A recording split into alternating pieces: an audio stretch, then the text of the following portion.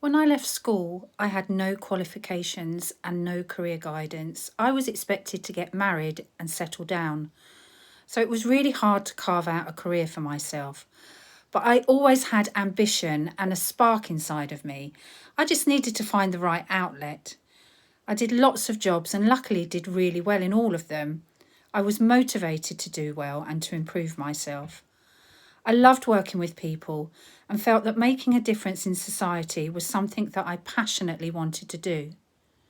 Looking back, there have been many defining moments in my career. I've been proud of many of them, from being a working mum to being appointed CEO of the Child Brain Injury Trust at the age of 36.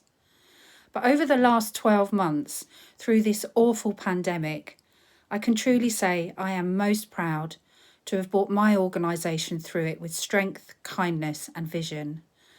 To be faced with a situation not caused by anything you have done, and to navigate the unpredictability of it with a determination to survive and to look after my team has been a genuine privilege. To lead, inspire and to dig as deep as you can in such difficult circumstances has further defined my values and the reasons for doing what I do.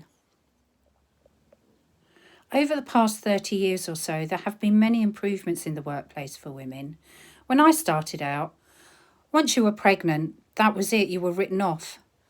Now women have many more opportunities, but there are still limitations, usually due to bias and circumstances. So I think it's imperative that workplaces provide flexibility, opportunity and development support for everyone, with recruitment processes that encourage women to apply for leadership roles.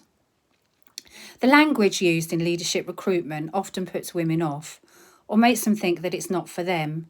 So nurturing talent is also something that employers should do, and to recognise performance through pay and opportunities.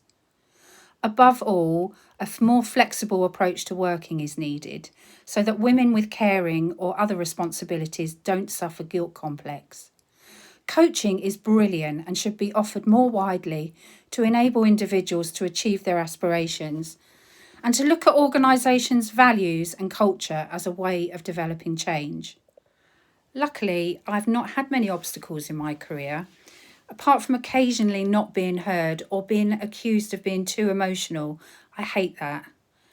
However, for me, I guess the biggest obstacle has been in self-belief and guilt.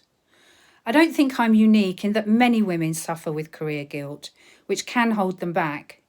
Generally, though, I think the expectation to be in the office or on the road for long hours can be a massive obstacle.